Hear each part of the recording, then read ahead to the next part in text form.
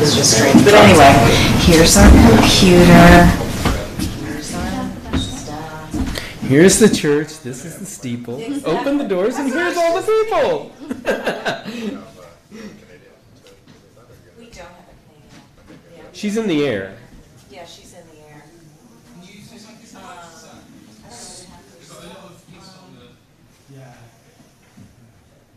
So where should I copy this to? That's a nice microphone. Yeah. Sorry to hear for the preliminaries. It's always, we like for you to come when everything is done and it's all smooth and good sound. You do help yourself to quality.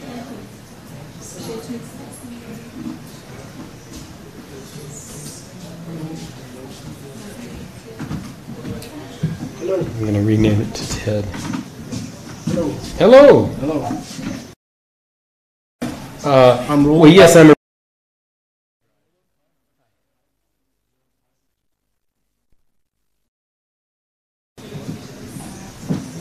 do you want to do? I'm just renaming the file. Okay. Or all of them are named Eco, whatever. Yeah. We're going to all click on each other's.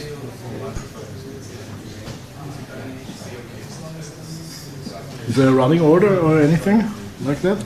It probably is. There is a running order, and now the running order is Ted Kyle will begin, followed by Joe Nichols. If we can get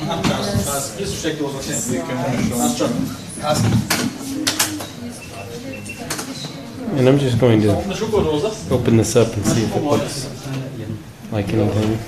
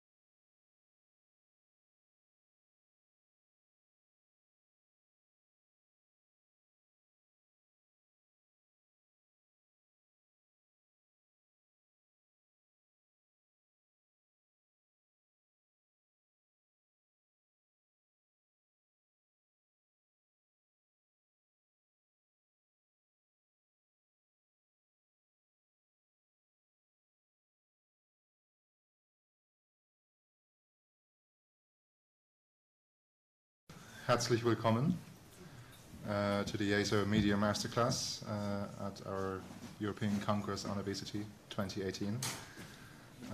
My name is Sven. I am an active ESO Patient Council member, and I also work with the European Medicines Agency as a patient representative.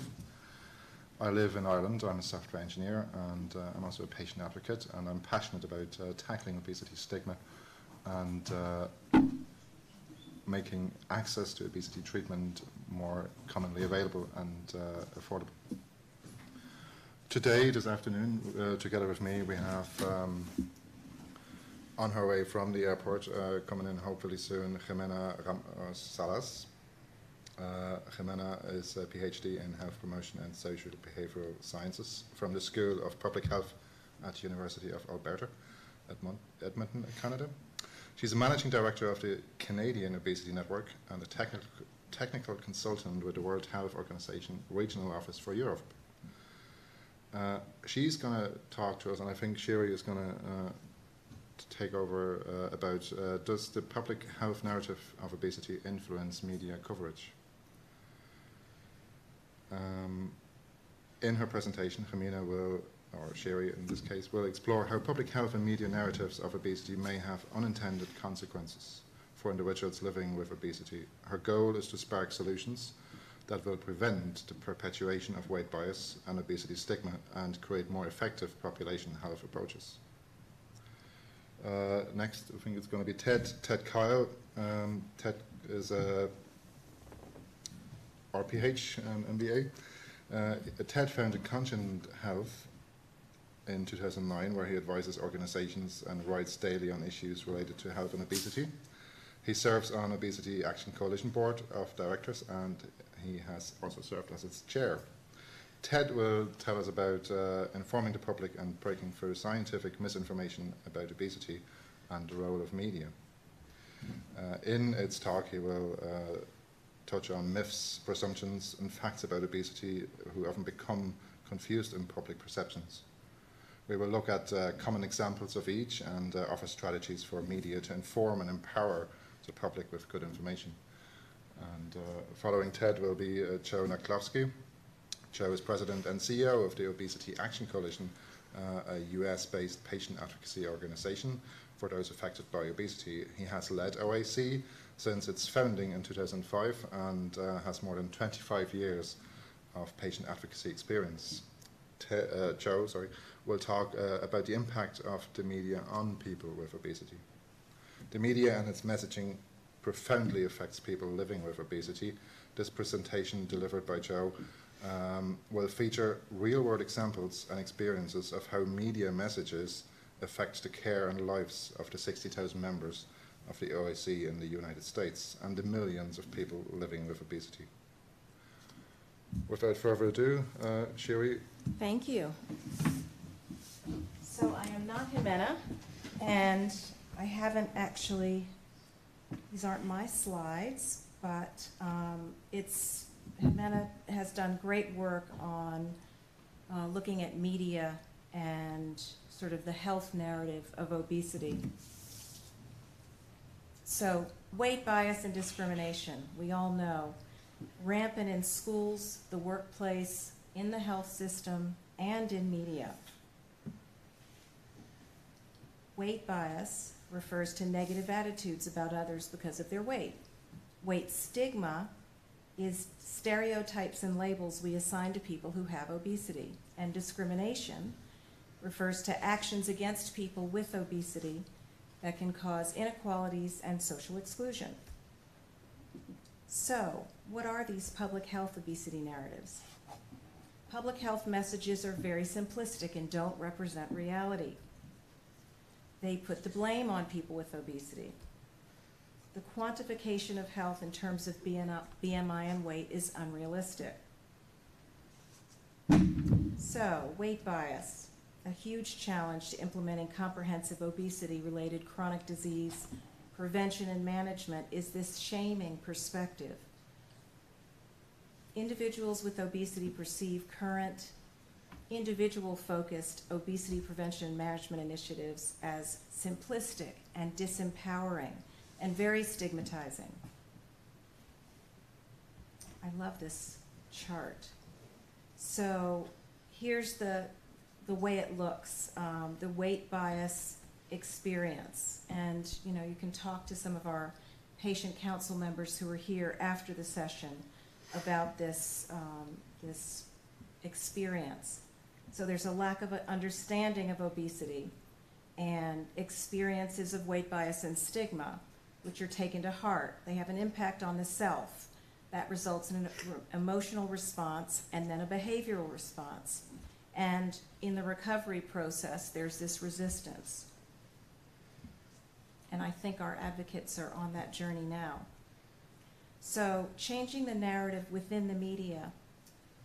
Weight bias and weight-based discrimination is associated with all sorts of costs, both economic and human, to people living with obesity. And it's a huge determinant of health and, you know, and life chances. And we've heard in the Congress about the impact on employment opportunities as well as health, health in present and in the future.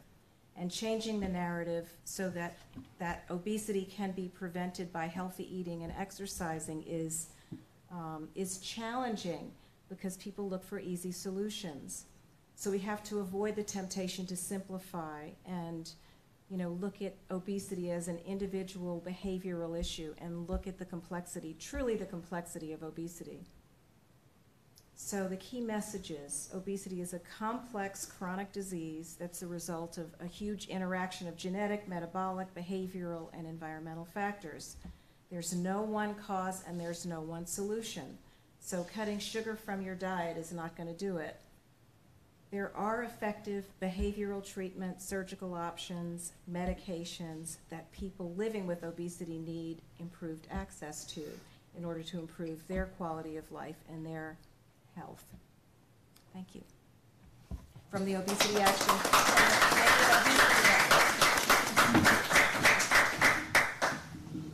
Thanks, Cherie. Ted, please.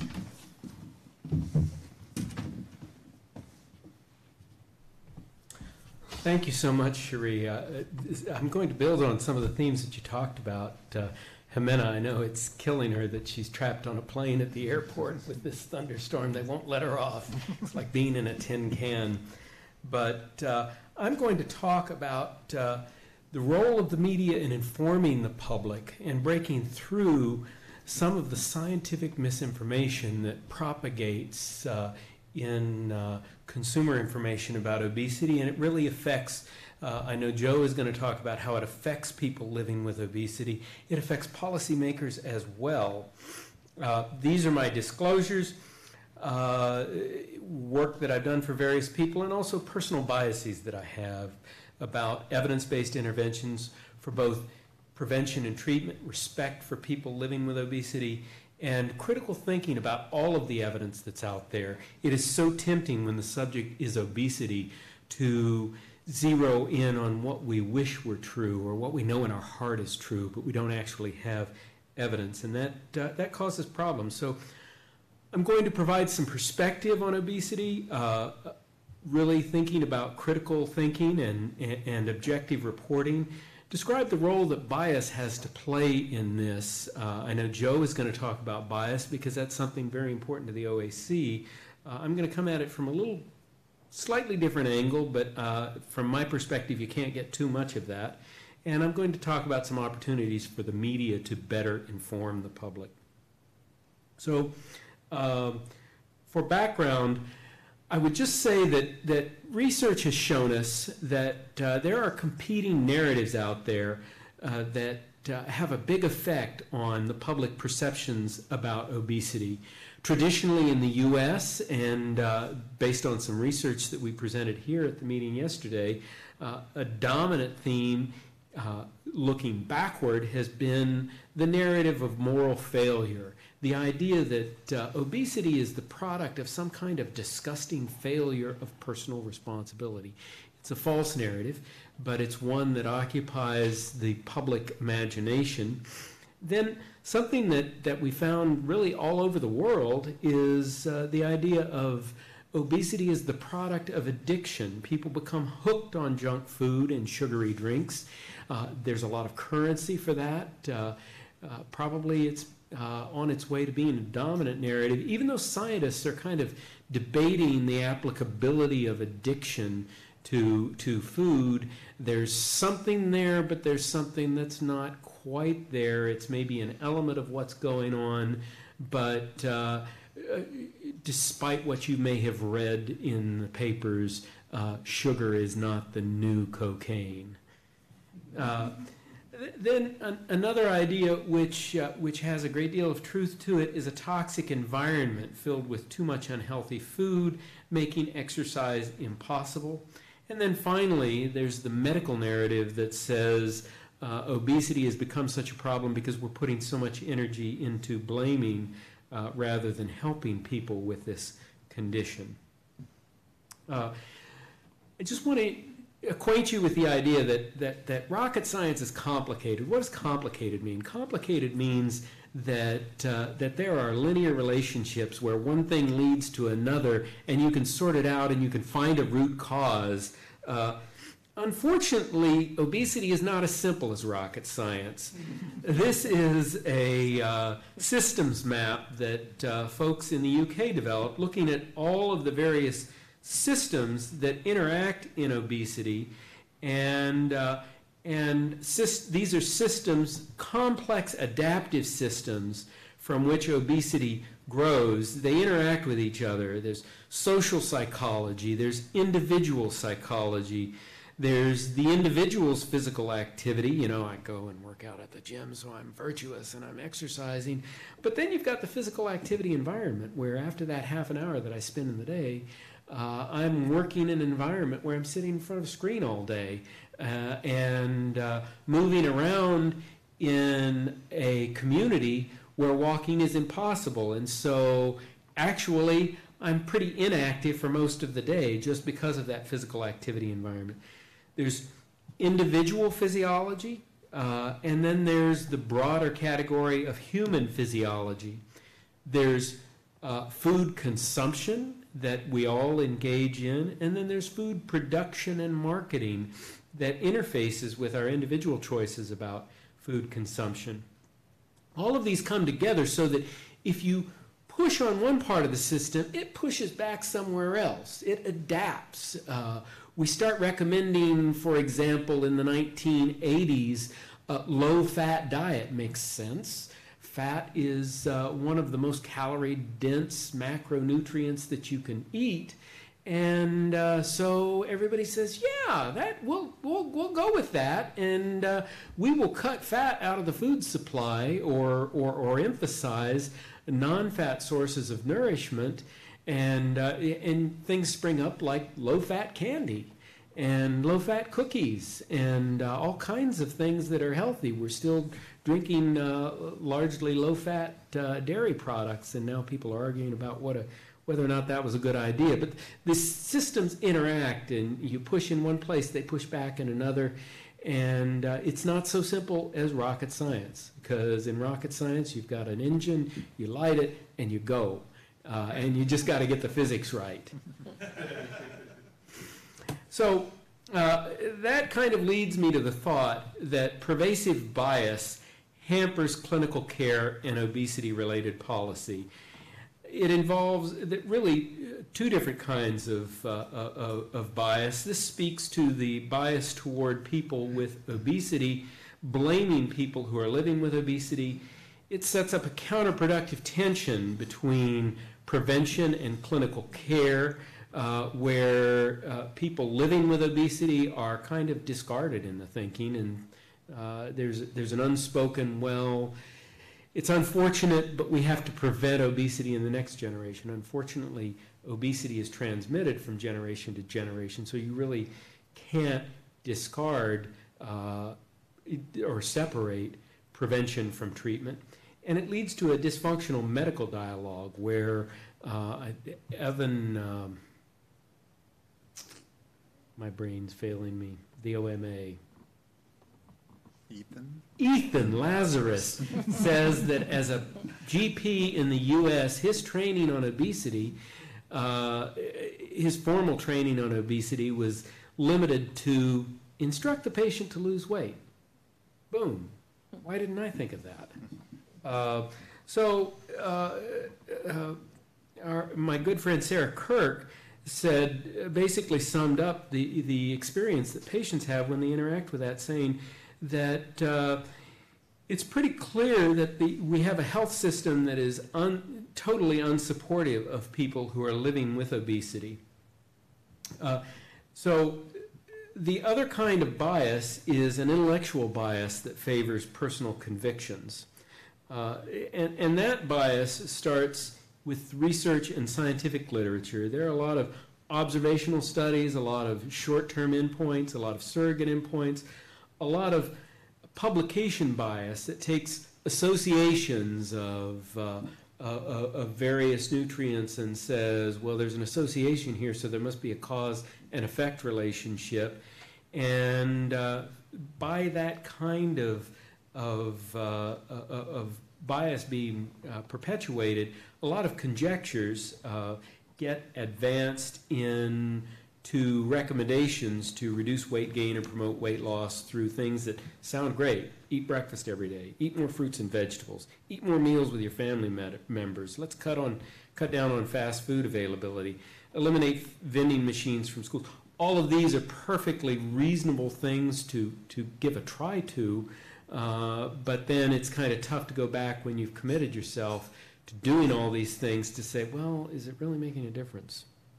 And sometimes you find out along the way that it's really not. Right now in the United States, we're implementing menu labeling, and the public dialogue around menu labeling is shifting from, we're doing all this menu labeling and it's probably going to have zero impact on obesity prevalence, but it's still a good thing anyway.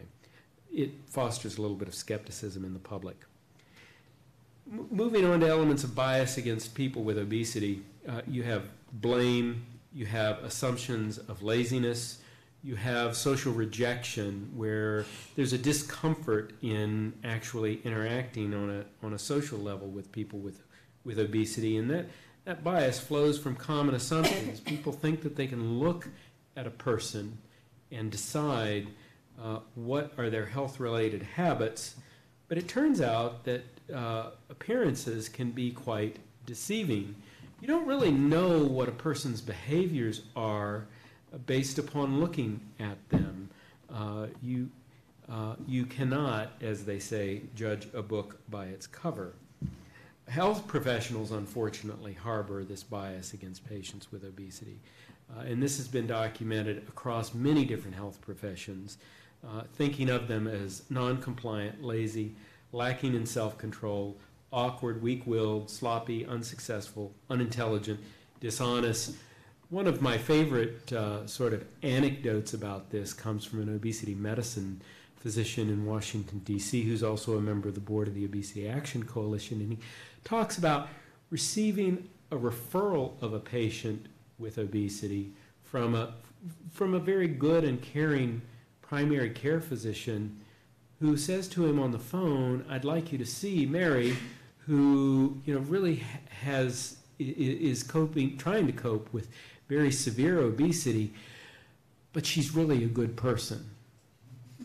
As if that's an exception. And this is not a doctor who explicitly has harsh feelings about this person, but he feels like he has to explain that despite that severe obesity, that she did not choose, that she's a good person nonetheless. What happens when you encounter bias like that is that patients start avoiding care. They delay appointments. It's an unpleasant experience. I remember being upset with my physician. I've been taking anti-obesity medications for 15 years now, and he told the pharmacy that I didn't need them, which meant that I wouldn't receive any reimbursement from my insurance carrier, and so I went to see him, and he told me some things about that medication that were false, and it just, even though I knew more about it than he did, I sat there thinking, why do I have to deal with this? And he said, well, that's not indicated to maintain weight loss. And I said, well, as a matter of fact, you should probably read the package insert, because they did double-blind, placebo-controlled studies to show that if you've lost weight with this medication, you will regain it when you stop taking it, just like your blood pressure will go up when you stop taking antihypertensive medications. So they avoid routine preventive care. There have been studies that show that folks who encounter bias from a primary care physician start seeking care in emergency departments and start shopping for doctors, which gets in the way of building a trusting relationship with a primary care provider, which is an optimal way to maximize health. Bias compromises the quality of care because you get less empathetic care, you get less preventive care. Patients feel berated and disrespected, and obesity is blamed for every symptom. A quote that I thought was fairly compelling was that you could walk in with an axe sticking out of your head, and many physicians will tell you that your head hurts because you're fat. And this is an experience that you hear from patients and patient advocates over and over again. Doctors have a hard time seeing past a person who's carrying a lot of extra weight, and it's a really humiliating experience over and over again every time you see a healthcare professional for them to tell you that they've had a revelation that you are heavy. That had occurred to you already. So I'm going to move on to those biases about people, to some biases, some myths about obesity. Starting with the idea that obesity is primarily the result of bad choices. Another example of a myth that gets repeated frequently is that promoting breastfeeding will actually prevent obesity. I'm not going to go into a lot of detail about that. Promoting breastfeeding is a really, really, really good thing. Don't get me wrong about that, but obesity has been used as a reason to promote it, and the scientific literature really says that the effect of breastfeeding on obesity prevalence is close to negligible. It promotes health in many, many other ways. It's just not going to prevent us out of an excess of obesity.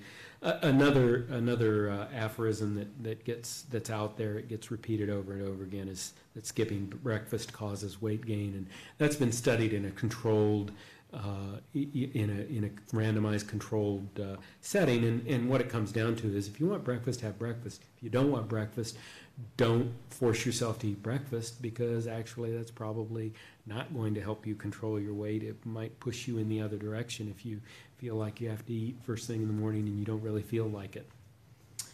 But back to this thing of choices, which is primary, and it's a thing that I have a tough time with when the public interfaces with the stuff that I read, and that is, this question of whether obesity is primarily the result of bad choices. I think it's fair to say that obesity is the result of the interaction of environment with genes and personal choices. Roughly, and this is a rough approximation, what would you say, what percentage goes with each of those factors? Anybody? Quiz here, come on. Audience participation. I won't shame you if you get the wrong answer. I'll say, that's a good thought. Come on. Anybody? What's 70%? Genes! Thank you. We have a winner. Environment is 20%, and individual choices can move your weight maybe about 10% before the physiology takes over and does it. Now, when you put that information out there, the heritability of obesity has been studied extensively and pegged at about 70%. And people say, well, how can that be? Our genes have not changed that fast. Why do we have so much more obesity? And the fact is that susceptibility, just like any genetically influenced condition, merely sets the table. The environment serves the meal. And determines whether or not that's going to be triggered. What we have now is an environment that triggers more obesity in susceptible individuals. But there are individuals out there who, no matter the changes in the environment, they are resistant. They're resistant because they're wired to be resistant to obesity, and those are the people who are going to starve the next time we have a famine. So you can kiss them goodbye. It's well understood, really going back decades, as a highly heritable disease based on twin studies and based on other research. Another excuse people give for rejecting this idea is, don't tell me this is genetic. There are single gene mutations that give you obesity, but those are extremely rare. Yes, that's absolutely true. But the thing is that the susceptibility to obesity is determined by multiple genes most often.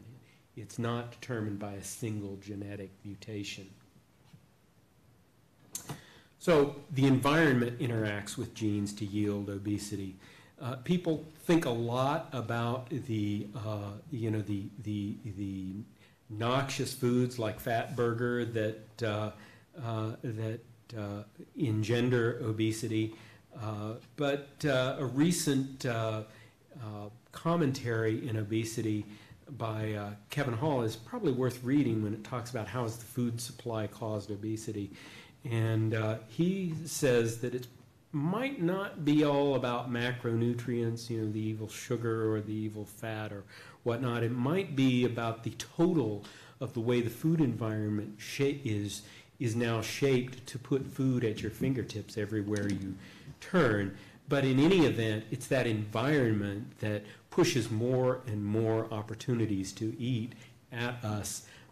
Mary Foran said to me yesterday, it was kind of striking. She said, 20 years ago, I didn't think that I would perish if I had to go through the afternoon without a snack. But today, we expect something. There's a nice table of food back there in the back. We expect it. So beyond those myths that we talked about, here are some presumptions. And right now it's very popular to think that taxes on sugar-sweetened beverages and junk food will prevent the progression, the prevalence of obesity from growing. And that's a perfectly reasonable presumption. But if you read the literature quite carefully, you'll find out that, in fact, it is a presumption. These taxes have resulted in a decline in the consumption of sugar. I think I heard Dame Sally Davies say this morning that they've had a 45% reduction in sugar consumption in the UK as a result of the fairly aggressive taxing regimen. But these complex adaptive systems that feed us have a way of figuring out other ways to keep us well fed and happy and make money on our desires for nourishment. Then there's some debate about low-fat dairy. It's still in the U.S. dietary guidelines, and there's a lot of debate. You've probably read some things by Nina Teichholz, who is quite a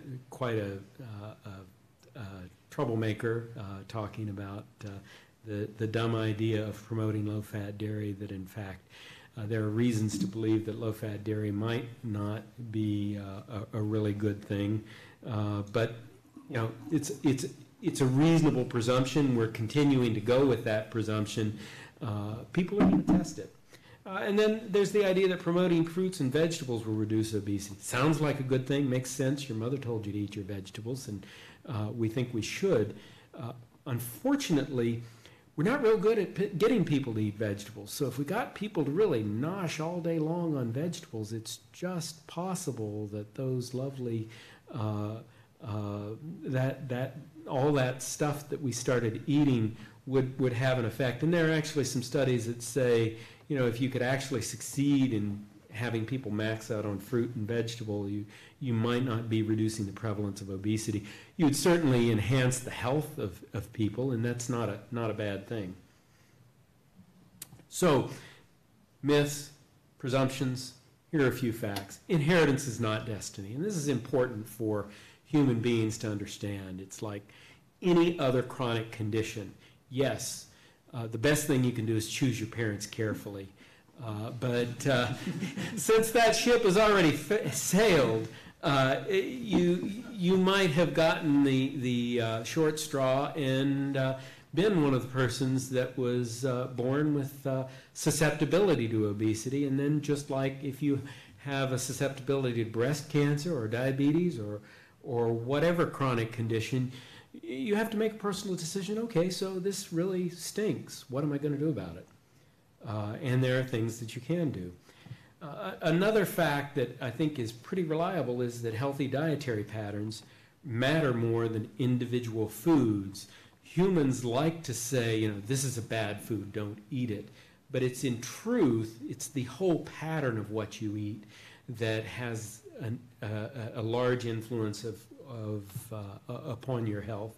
And then another one that I see in some survey work that I've done, the public is getting a better handle on, and that is that you can't outrun a bad diet. Exercise, in the popular imagination, used to be thought of as a great way to shed pounds, just sweat the pounds away. In fact, the scientific literature would say that doesn't work out too well. And people are starting to realize that the quality of your diet can do more to help you control your weight than exercise can. Now, of course, one of the reasons why some of these myths, like sweating away the weight, is persistent, is because there are other health benefits of vigorous exercise. People describe exercise as one of the best drugs that you can take, and that's absolutely true. But it's just not an effective intervention for weight loss. It is probably real good for weight maintenance, and it's probably even better for health promotion more broadly. So, what have I said here? Obesity is complex. It's counterintuitive. Bias hampers our critical thinking about obesity.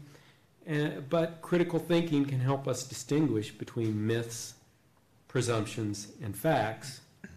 What are the opportunities for the media? Well, the media has a huge opportunity to better inform the public. Tell the story of real people living with obesity without promoting bias and stigma. Employ critical thinking in reporting and distinguish carefully, and there are experts at your disposal to help you do this, between myths, presumptions, and facts. You can find my presentation at this link, maybe about 30 minutes after this, because I haven't uploaded it yet, but it will be there, I promise. And you can find more information here, and I thank you very much.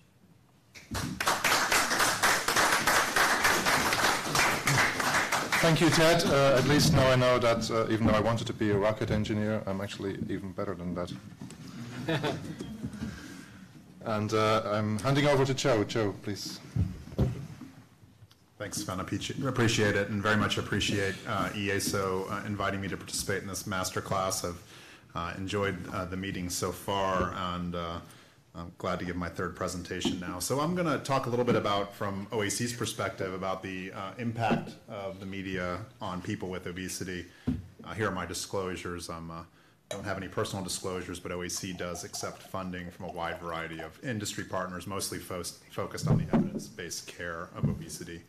No part of my talk today is product related. Just about our organization, because that does give me biases, and I'll tell you what those are, is that we are a charity made up of people who live with obesity. So we have 60,000 members in the US, and we advocate for them. And we were created after actually one of our elected officials stood up at a meeting on obesity and said, I'm asked every single day to do something about obesity, but never by someone who actually lives with obesity. And so we take that role of being the voice of people with obesity very seriously with our elected officials, but also with the media and the public as well. So these are our core values, and these really are my biases. This is where I come from this view. So people with obesity should be treated with the same level of compassion, dignity, and respect as those with other serious medical conditions. When ready to address their obesity, individuals should have access to insurance coverage of evidence-based medical treatments without undue limitations on access or excessive copays. And then finally, that no one should be stigmatized and/or discriminated against because of their weight, their failure to seek treatment, or their choosing to seek treatment, because people who seek treatment also face bias as well. So when we talk about the impact of the media, and I'm going to pick on our media members for a few minutes, and I actually recognize that most of the articles I read, actually, I'm okay with the content of the article, which I know is what most of you who are in here who work on that write. I'm not real happy with your copy editor who picked the headline or your photo editor who picked the image. And these salacious headlines are every day, at least in the US media. And I'm going to be frank, I mean, these have a real impact on people. Now, someone is not going to try to get help if they think their story is going to be told in the media that you needed to use a crane or a forklift to move them out. These kind of messages really impact people who live this day. The real story about this should be here. These headlines should be about the county or the city they live in not having the appropriate equipment to care for these folks, not that we had to use a forklift or a crane to move in. That would have been the real role, I think, of the media story here. Other headlines, and I just picked these couple here, and I'll go in other categories in a second, but another one that stood out to me completely the opposite direction, and actually Ted wrote about this on his Conscious Health blog. There was a headline in the US that says, "Obesity cure found, puppies." And literally the story was about the benefits of owning a dog, right? And probably the increased physical activity that's associated with a dog.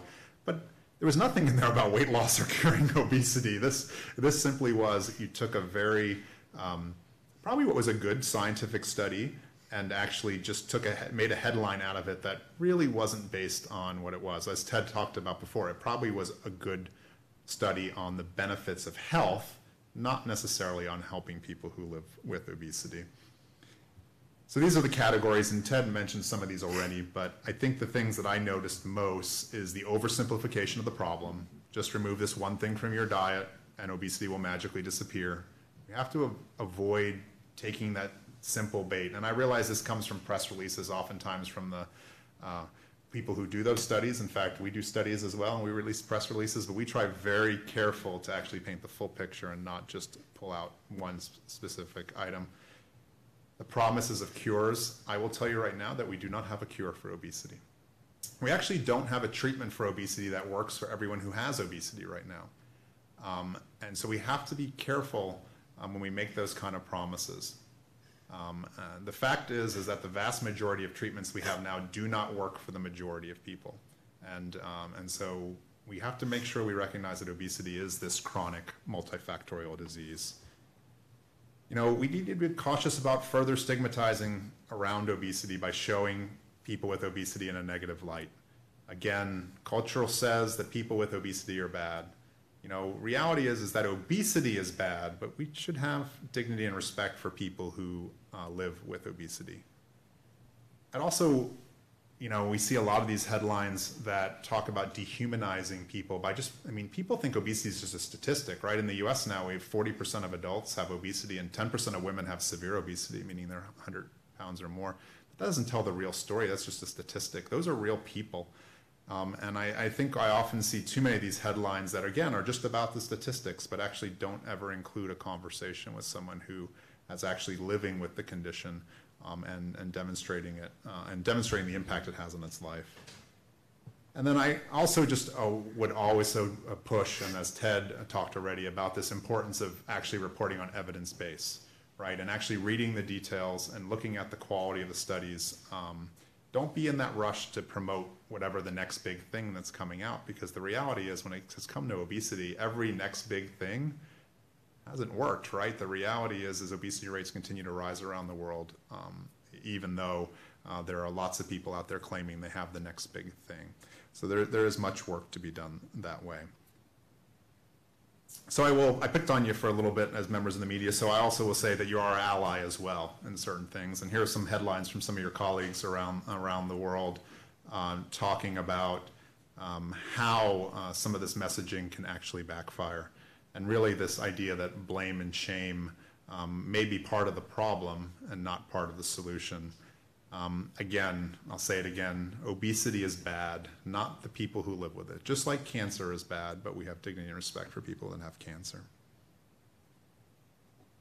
Just some data to show you about when we look at the news reporting on obesity, and this is data from Rebecca Poole's group at the Rudd Center. This is actually a study that looked at online news articles about obesity and how the people were portrayed in those articles, whether it was a photo or a video. And you notice some characteristics based on this is that most of the time someone was overweight or they had obesity, about 60% of the time they were shown without their head. We actually depersonalize obesity by removing people's heads. And look at the normal weight or non-overweight category. Only 6% of the time did people have their head removed in the photo.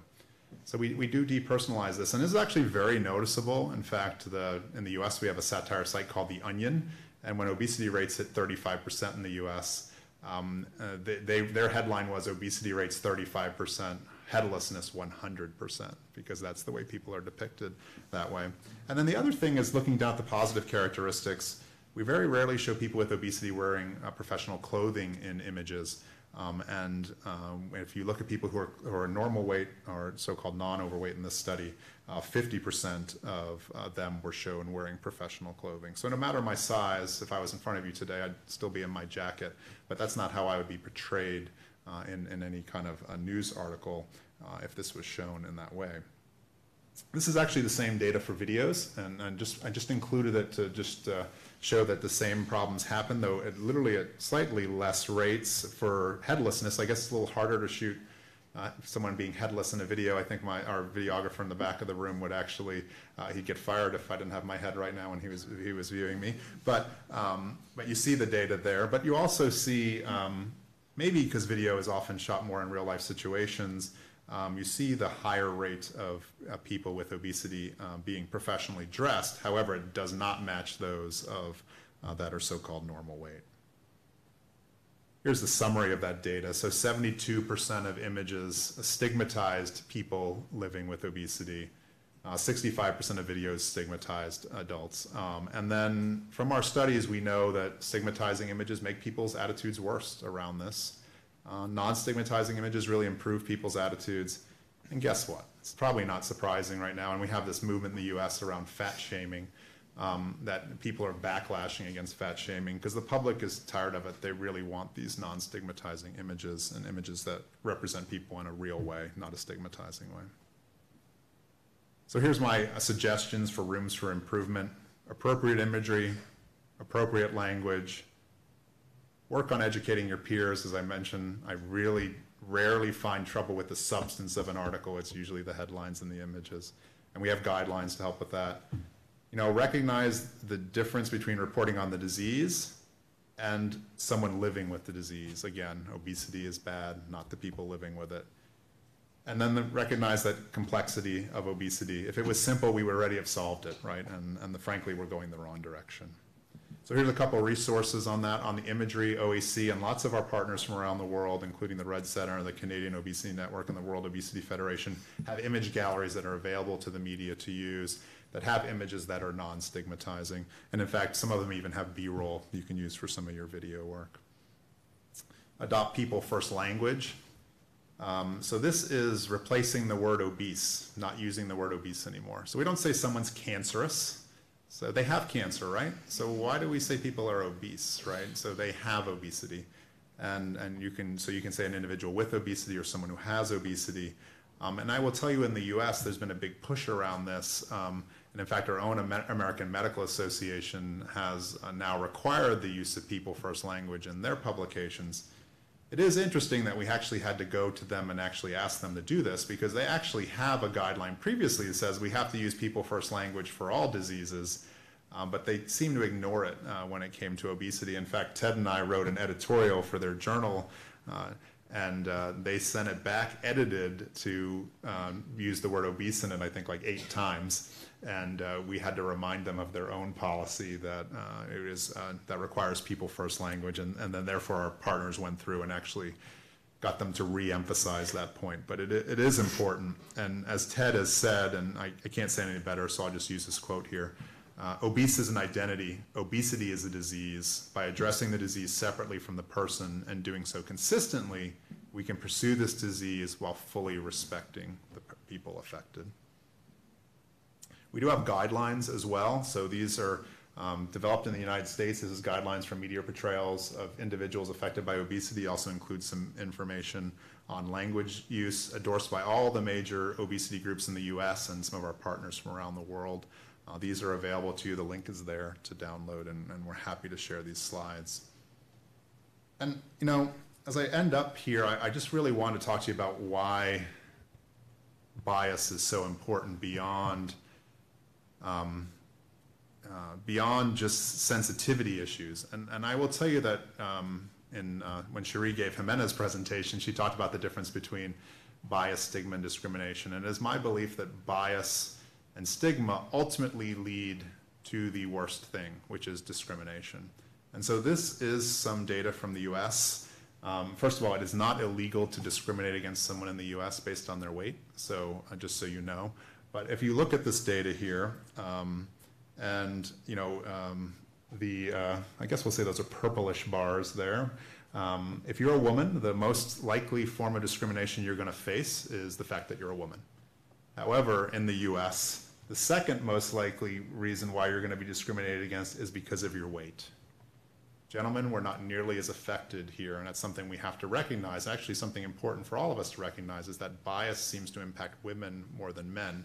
However, there's been some new data that just came out in the US that suggests that young men now are being impacted in a much greater rate than, say, for example, older men are with this. So this may be changing over time, and we may have to recognize that men are more affected. So the reality is that stigma and bias lead to this worst thing, which is discrimination, and outright discrimination, denying people opportunity to be successful in life. And here's that data broken out in a different way, just to show you how discrimination affects people, and then especially how early it affects women. If you look here, you know, already when women are just in the overweight category, so usually less than having 30 pounds of extra body weight, 9% of them are already facing discrimination. And then look at there when we get to severe obesity, nearly half of them have faced discrimination. So obviously that affects their life and their quality of life. And the other thing I'll say is it affects people in a much deeper way as well. The reality is that when I talk to young people who live with obesity, they will often tell me the greatest consequence of their obesity is actually the bias and stigma they face. And they internalize that, and it makes them have just a very, very poor quality of life. In fact, if you're 25 and you carry an extra 100 pounds, you might not have developed a comorbidity associated with your obesity, but you're definitely facing a stigma and bias from friends, family, coworkers, etc. And that really makes people's quality of life suffer over time. And I raise that because, again, I don't think the media is the sole driver of bias. I don't want to suggest that it all exists everywhere, and the media usually represents what the population thinks and moves forward. But I think it can play a role to help reduce that and the impact of, because the impact of bias is so great on people living with obesity. So please be an ally in our fight against the disease of obesity by helping those living with it. With some notable exceptions, I will admit that I think the media has been a barrier so far. Fact-based reporting is essential. Dig beyond those headlines. Dig beyond the one data point. I remember in the back of my mind a story always remarkable. In the U.S., we have this television show called The Biggest Loser, which puts people through, a dozen hours of exercise per day to help them lose weight. And 1 week, they reported that one of their contestants lost 42 pounds in 1 week.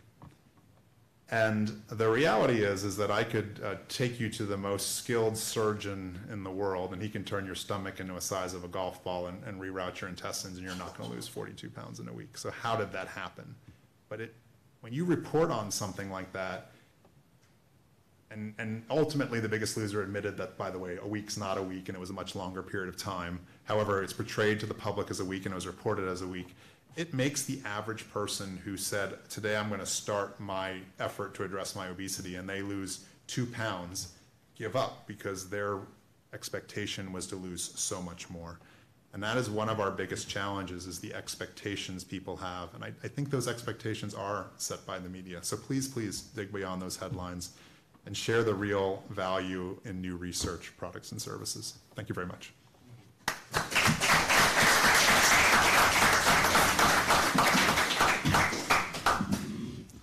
Thanks very much, Joe. That was quite enlightening. You touched on so many points, and before we open for questions from the audience, Joe and Ted, I mean, do you think media intentionally stigmatizes people in the media business are people, and they grow up with the same stereotypes and misconceptions, or are they actually trying to make a profit to attract attention, and does it actually work? Does putting out a headline that sensationalizes obesity actually sell more papers? And if it doesn't, well, then why continue doing it?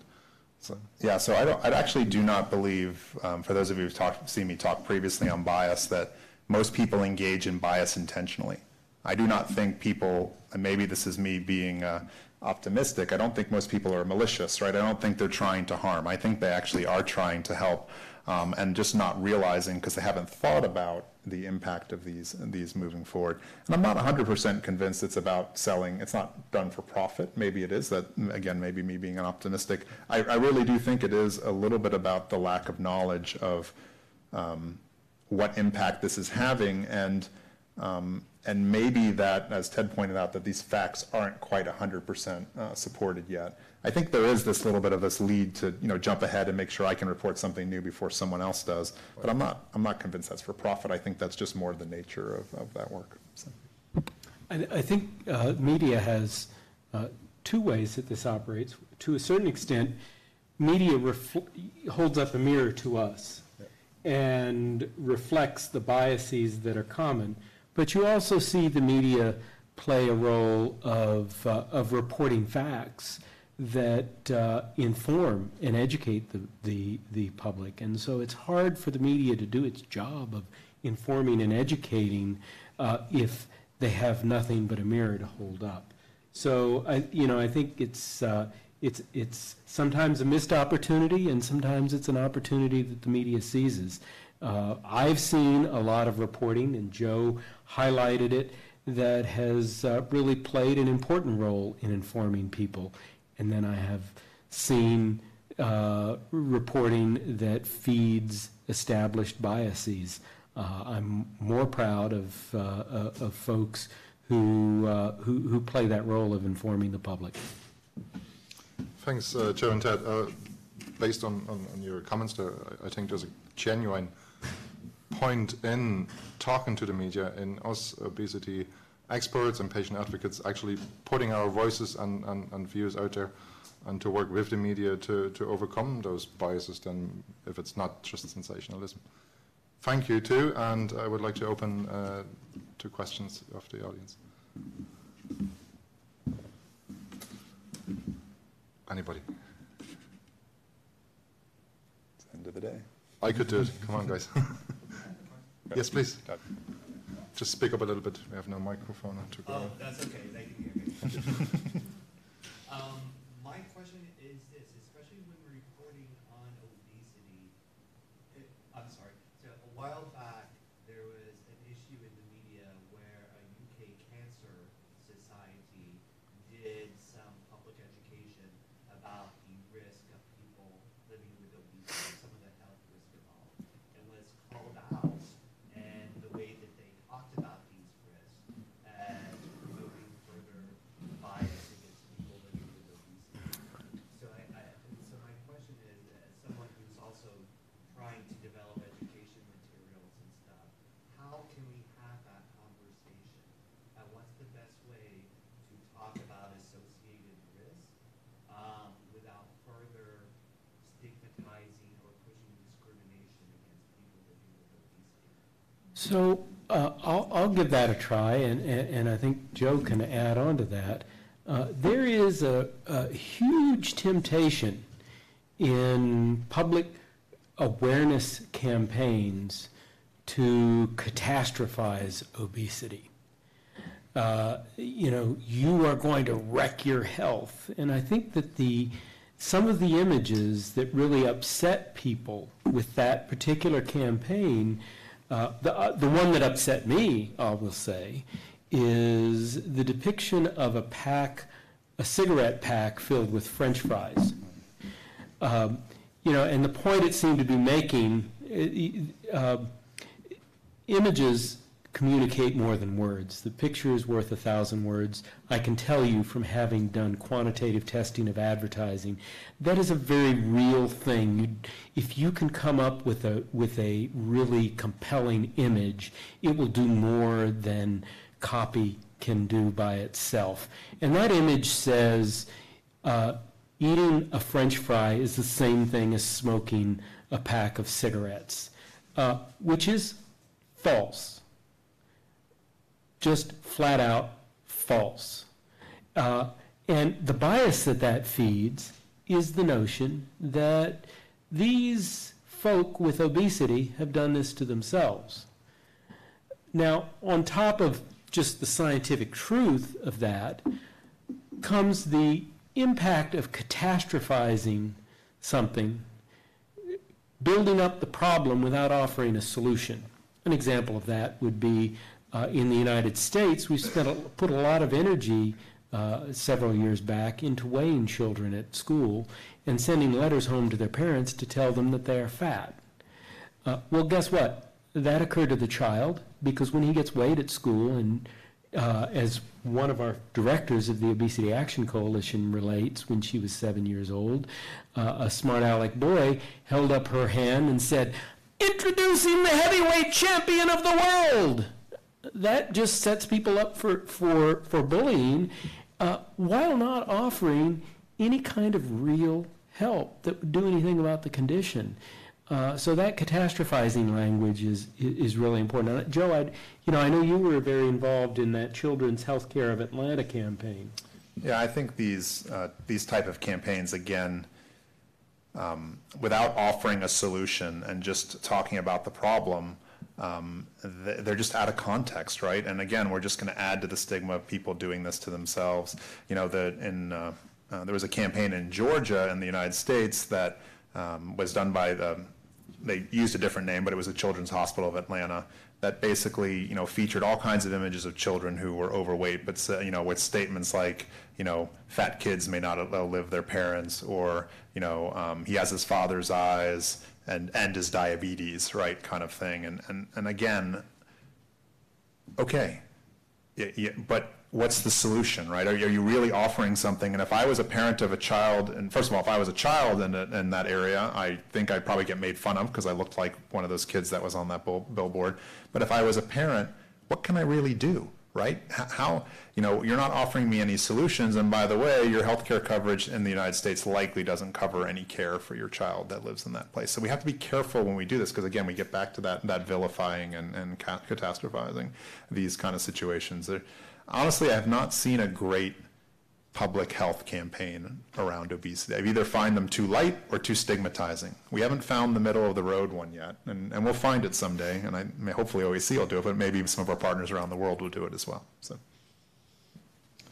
Thanks, Ted and Joe, and just a quick word from myself. When this campaign came out, I was in London, and I walked into the metro or the tube, and I seen the poster, and my first thought as a person with obesity was, why didn't you talk to us first? Why don't we have a chat? Cancer Society, Obesity Association. We could have done so much better. Thanks for the idea. You're right, there is an aspect of cancer and obesity, but come on, this is an opportunity completely missed. People upset, perceptions skewed. Sadly, an opportunity missed.